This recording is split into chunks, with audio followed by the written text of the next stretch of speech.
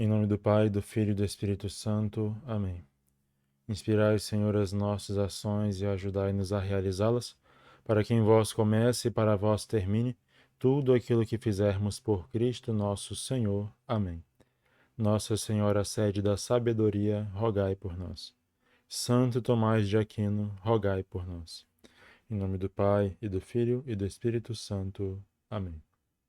Meus caros, um vídeo, espero que breve, um vídeo rápido, bem resumido, para falar sobre a preparação da missa, em especial a missa com procissão, de amanhã, do Domingo de Ramos. Vou comentar o e-book que já temos do Domingo de Ramos, para que eu não tenha que me arriscar transmitindo aqui na tela o missal. Já coloco então o e-book. E comentarei rapidamente as partes do e-book, dando explicações que me vierem como necessárias no momento. E vocês poderão usar aqui o espaço aqui embaixo dos comentários para fazer perguntas referentes aí ao local da celebração de vocês. No vídeo eu tenho que falar de maneira geral, porque afinal o público é amplo e as realidades das diversas paróquias possuem diferenças. Então é melhor falar de maneira geral, e aí aquilo que for muito específico, as dúvidas que ficarem, a gente utiliza aqui o espaço dos comentários, combinado? Temos então aqui o nosso e-book disponível, vou deixar o link aqui embaixo na descrição para o e-book Guia Litúrgico da Academia Tomás de Aquino.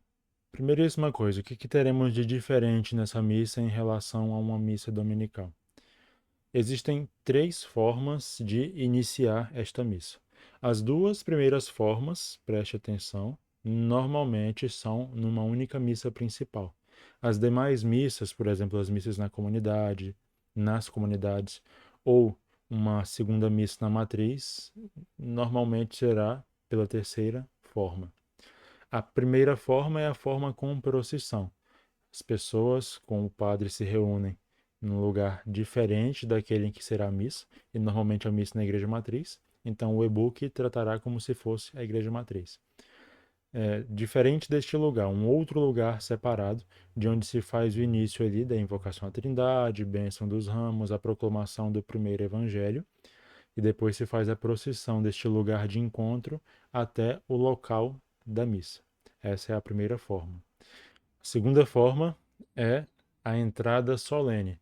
Naquelas igrejas em que não for possível fazer a procissão, ou não for possível organizar essa procissão, na missa principal se faz a entrada solene. Se monta ali, ornamenta a porta da igreja ou algum outro lugar conveniente na igreja para iniciar ali com a bênção dos ramos, todo o processo que faz. E aí, ao invés de haver uma procissão de um local do encontro até a igreja matriz, o que haverá é simplesmente a procissão de entrada feita de maneira solene, certo? A terceira e última forma é a entrada simples nas demais missas. Esta entrada não tem procissão, não tem bênção de ramos, é simplesmente a missa tal e qual, como seria num domingo normal, com algumas poucas exceções que direi daqui a pouco a respeito disso. Preparação prévia do local do encontro. Trataremos então agora primeiramente daquela primeira forma, que tem a bênção e a procissão com os ramos de um lugar diferente de onde ocorrerá a Santa Missa. Claro, como já é de conhecimento, a cor litúrgica do dia é a cor vermelha. Se este lugar de encontro for uma outra capela, naturalmente já haverá ali uma cadeira presidencial, um ambão, um altar. Mas se não for, se for feito de um outro lugar ou do lado de fora de uma capela, de uma comunidade, não é necessário preparar um altar. Pode simplesmente colocar a cadeira do sacerdote, fazer uma ornamentação ali, um painel, algo, para poder ficar bonito, né? E, é claro, colocar um ambão ou uma estante, ou mesmo alguém para segurar o livro, se for o caso, para a proclamação do primeiro evangelho. Então, eu coloquei aqui somente dois itens, que seriam a credência, com uma caldeirinha com asperge, para água benta, né? Um manustérgio, o ramo do celebrante e o da cruz processional, além de outros objetos que forem necessários, como é claro o próprio missal, e talvez um microfone, se houver ali uma caixa de som, um equipamento para amplificar a voz do sacerdote. E no ambão, um lecionário com o texto do primeiro evangelho. O ambão pode ser dispensado caso se decida ler o evangelho no missal. Aí, nesse caso, o ministro segura o livro. Pode ser dispensado, não significa que obrigatoriamente será. Aí, nesse caso, você precisará verificar o que é mais prático para a sua realidade. Por exemplo, aqui nós faremos em frente uma capela, mas a cadeira do padre, o painel, etc., ficarão dentro desta capela, no átrio dela. É uma capela pequena e é um fluxo de fiéis muito grande, então o rito precisa acontecer fora dela. Mas decidimos que o padre ficará dentro da capela, no átrio, ali bem na porta, visível, né? Porque facilita a locomoção. Quando a procissão for sair, a pessoa responsável vai só colocar a estante, que é o ambão, dentro ali, próximo à cadeira do padre, e fechar a porta da comunidade. É uma solução prática e simples para este problema do espaço. Algumas pessoas me perguntaram a respeito de colocar ramo na cruz ou deixá-la coberta com o tecido, porque no Vaticano se vê que lá não se usa o tecido, etc. Né? Veja, lá o que parece não se segue o costume de cobrir as imagens já a partir do quinto domingo da quaresma. Então verifique com seu sacerdote se ele prefere que a cruz vá coberta normalmente, como se faz na própria quaresma, a partir da quinta semana, ou se ele quer que descubra a cruz e ornamente ela com ramos. As duas coisas são possíveis, porque cobrir a cruz e as imagens com tecidos a partir da quinta semana não é uma lei, é somente um costume. E sendo costume, pode ser retirado sem ferir a natureza da liturgia. É um costume permitido pela lei. Está no missal, na página do quinto domingo da quaresma. A preparação da Igreja Matriz. Veja, o e-book está dizendo Igreja Matriz porque ele considera que a missa principal com a procissão de ramos, repito, ocorrerá na Igreja Matriz. Mas, se não for na igreja, se for fora dela, ou se for em uma outra capela, aí no seu caso, então você entenderá que toda vez que falar Igreja Matriz, está se referindo ao local aonde acontecerá a missa principal. Na credência, claro, os vasos sagrados e os objetos que já são de costume de uma missa solene. O altar seja coberto com pelo menos uma toalha branca e tenha 2, 4 ou 6 velas. E, é claro, uma cruz de mesa, se aí na sua comunidade a cruz do altar for este tipo de cruz. No ambão, o lecionário que será utilizado na missa. E caso haja o costume de 3 pessoas lerem a narrativa da paixão, pode-se preparar 3 ambões, sem ornamentos. Isso é uma coisa discutível, né? Porque quando há 3 diáconos, naturalmente se colocam 3 ambões para que eles façam a leitura da paixão. Mas esta não é a realidade da maioria das paróquias do Brasil. A realidade é que sempre ficam 2 leigos auxiliando o sacerdote. Daí, na leitura da paixão, se reservar ao sacerdote aquelas falas que são próprias de Nosso Senhor, as falas de Nosso Senhor naquela leitura. Aqui nós optamos por não colocar ambões. Terá somente o sacerdote e os leigos que o ajudarão, já que nós não temos diáconos aqui na paróquia, eles farão simplesmente segurando as folhas mesmo na mão e o microfone na parte de baixo do presbitério. Não haverão 3 ambões, até para facilitar também a nossa organização. E na cadeira presidencial, uma casula vermelha, caso na procissão o sacerdote utilize a capa pluvial, que é uma possibilidade. Então tratemos agora da primeira forma, a procissão, partindo do local do encontro até a igreja matriz, ou seja lá qual for o lugar onde ocorrer esta missa principal. Caso haja mais de uma missa nesse dia, somente na missa principal, escolhida pelo sacerdote, haverá a procissão. As demais missas devem ser feitas ou com a entrada solene ou com a entrada simples. Estando o povo reunido no local de encontro, o sacerdote e o diácono se dirigem ao local enquanto se canta a antífona do missal, Hosana ao filho de Davi, ou outro cântico apropriado, aprovado, é uma permissão que se dá pela CNBB. O ideal seria o canto gregoriano, nós sabemos, para cantar as antífonas, os textos próprios da liturgia. mas nem todos os lugares conseguem fazer isto, então permitem-se outros cânticos que sejam apropriados para o momento. O sacerdote invoca a Trindade, dizendo em nome do Pai e do Filho e do Espírito Santo, como se faz de costume numa missa, e saúda o povo, introduzindo o povo na celebração. Inclusive, o próprio missal tem ali um formulário que pode ser utilizado como introdução, ou o sacerdote pode fazer uma outra introdução, seguindo ali palavras semelhantes que ele achar conveniente, de acordo aí com a realidade local. Em seguida ele diz o oremos e reza de braços abertos, uma das orações que estão propostas no missal. Existem duas opções para este momento. Terminada a oração, ele asperge os ramos dos fiéis com a água benta sem nada dizer. Mas aqui uma coisa a se notar, né? Se houver um fluxo muito grande, como aqui na minha paróquia, por exemplo, que na Semana Santa costumam ter até 1.000, 1.200 pessoas numa celebração, é claro que o sacerdote não vai passar meia hora aspergindo o ramo de cada um.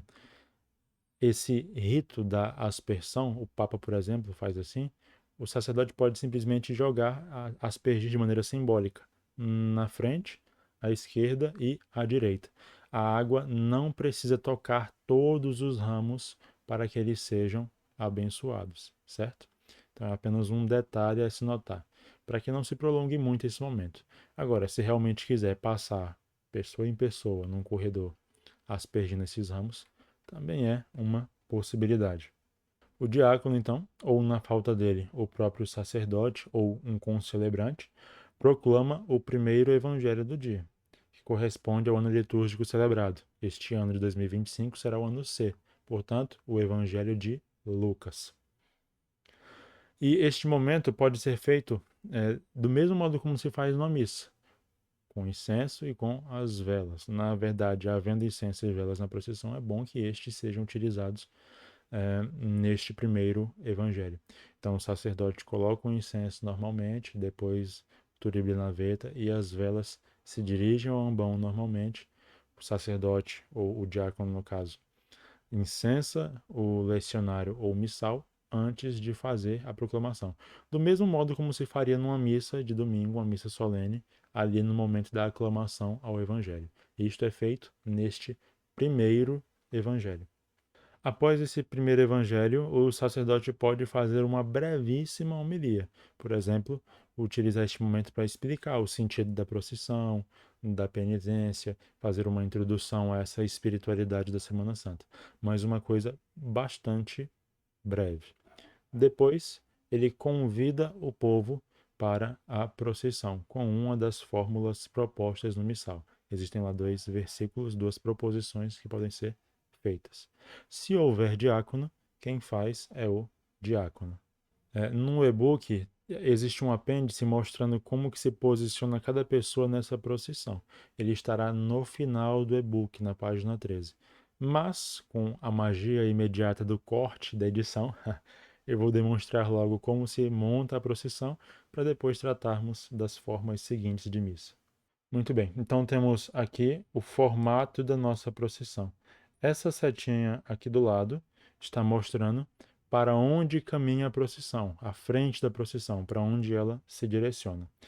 Então, na frente nós temos o turiferário e o naviculário, depois cruciferário e seroferários, em seguida os acólitos, depois o diácono, se for o caso dele ter usado o evangeliário na proclamação do primeiro evangelho. Aí ele leva o evangeliário aqui neste ponto da procissão. Depois os concelebrantes, depois o mestre de cerimônias e, por fim, o celebrante principal.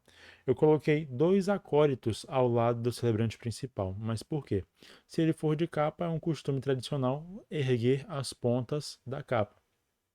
Pode ser o acólito, podem ser diáconos, pode ser o mestre de cerimônias ou pode ser uma combinação desses sujeitos, conforme aí for a disposição do local. Atrás do celebrante seguem os fiéis que participam da celebração. Riquelme, onde que vai aqui nessa procissão os leitores? Depende. Tem paróquia em que os leitores não instituídos não entram na procissão. Neste caso, eles vão junto dos fiéis. Nas paróquias em que eles entram, eles podem ir ou após ou antes dos acólitos, mas sempre atrás dos seroferários. Eu colocaria atrás dos acólitos em si para manter ali os grupos de ministros que participam da ação litúrgica.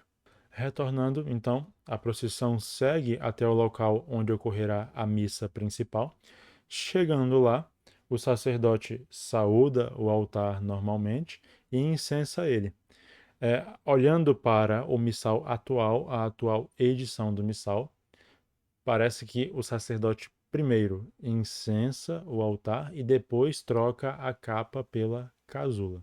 Isso é o que está dito lá. Mas, olhando para o modo como sempre foi feito tradicionalmente, nada impede que o sacerdote já troque a capa pela casula ao pé do presbitério e suba para beijar o altar e incensá-lo já de casula. Uma vez que a procissão chega, o sacerdote sai do altar, todos tomam os seus lugares, omite-se o ato penitencial. Daí pode ser feito o Kyrie eleison, depois do Kyrie eleison já a oração do dia. Não se canta nem se reza o hino de louvor no domingo de Ramos. Isso foi a primeira forma, com procissão. Veremos agora a entrada solene, onde não se pode fazer procissão. Nesta segunda forma, na entrada solene, aqueles materiais que seriam preparados lá no lugar de encontro para a procissão, agora são preparados na própria igreja onde ocorre a Santa Missa. E então, são preparados ou dentro da igreja, ali na porta, ou do lado de fora. Conforme for o preparo, será a posição dos fiéis. Se for preparado dentro da igreja, ali na porta, no átrio da igreja, os fiéis permanecem já nos seus bancos. Daí o sacerdote fará a aspersão dos ramos caminhando pela igreja.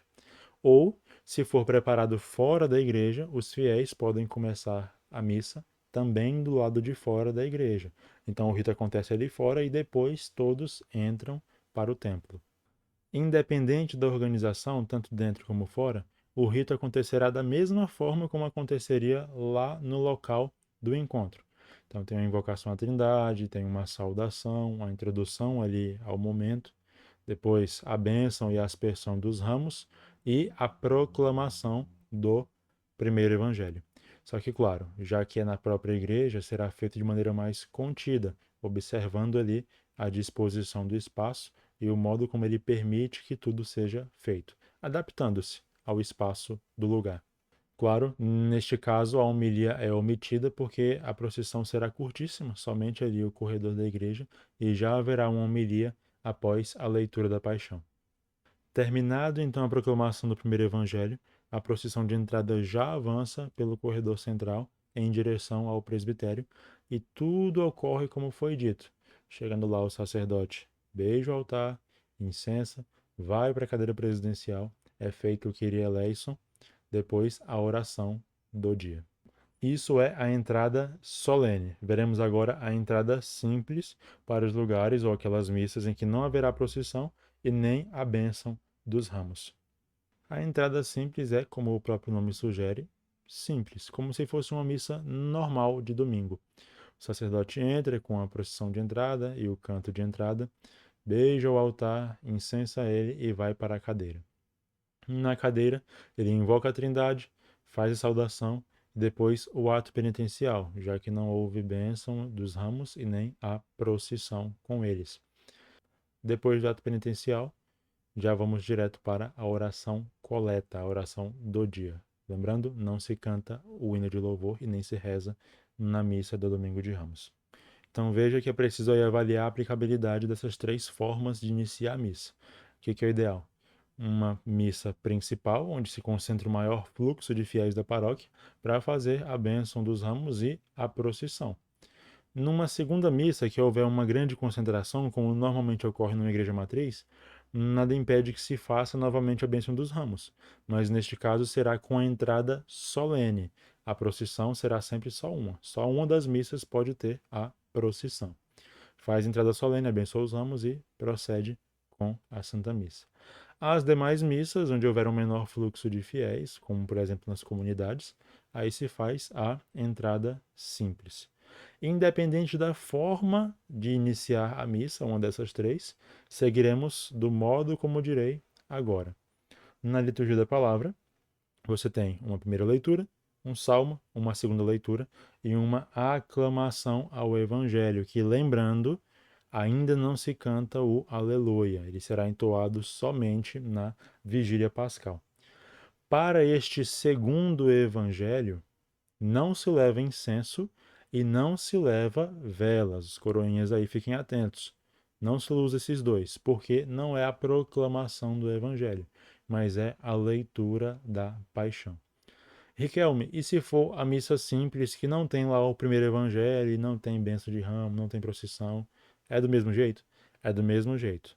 Neste caso da missa simples, da entrada simples, haverá somente este que seria o segundo evangelho, e ele não tem velas e não tem incenso, repito. Se houver diácono para ler este evangelho, ele pede a bênção normalmente do sacerdote, como é feito sempre em todas as missas. Não havendo diácono, se forem leitores, então eles não pedem, seguem direto com a leitura da paixão. Esta leitura pode ser feita pelo diácono, sozinho, ou auxiliado por outros, ou pelo próprio sacerdote sozinho, ou auxiliado por outros. Existem aí diversas possibilidades. Normalmente, as paróquias que não têm diácono farão o seguinte: tem lá dois leitores, dois ou três, para fazerem as diversas falas, as narrativas, e as falas de Nosso Senhor ficam reservadas ao nosso celebrante principal, ao sacerdote. Após a narrativa da paixão, é claro, se faz uma homilia, que, sobretudo na missa que tem procissão, pede-se que seja breve. Após a homilia, diz-se o creio, o credo, normalmente, e faz a oração universal, popularmente conhecida como preces da Assembleia. A partir desse ponto, a missa segue como de costume. O incenso é usado normalmente no ofertório, normalmente na oração eucarística e assim por diante. Para este dia existe um prefácio próprio, que é o prefácio da Paixão do Senhor, e é claro, a bênção solene é a bênção da Paixão do Senhor, presente na página 580 do Missal Romano. Ou então, a oração sobre o povo, disposta no fim do próprio da missa do dia. Então veja, a única coisa de diferente é ali o início da missa e o segundo evangelho. Nos demais elementos é uma missa de domingo como todas as outras, no aspecto ritual. Não existe nenhuma dificuldade. Só é preciso aí verificar com o sacerdote como que vai ser a procissão, quando que vai ter, em qual das missas será, se nas outras missas haverá a bênção de ramos, se não terá, acertar esses detalhes e, é claro, fazer uma procissão bem bonita para manifestar a nossa fé para as pessoas que, infelizmente, não participam da igreja, mas que com este contato, com uma manifestação da Igreja Católica, podem, por graça de Deus, se converter, sem dúvida nenhuma.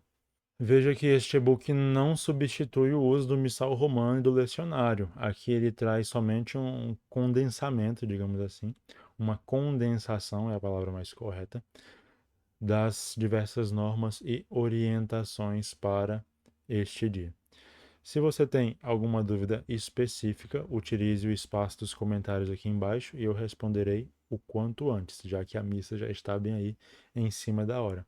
Deixarei, lembrando, o link também aqui embaixo do Guia Litúrgico, que tem este e-book do Domingo de Ramos, assim como também tem e-book para o Tríduo Pascal e para diversas outras celebrações. Tempo do Advento, Tempo Comum, Tempo da Páscoa, Tempo da Quaresma, que já está se encerrando, Corpus Christi, Apresentação do Senhor, todos os fiéis defuntos, enfim, as diversas celebrações do nosso ano litúrgico.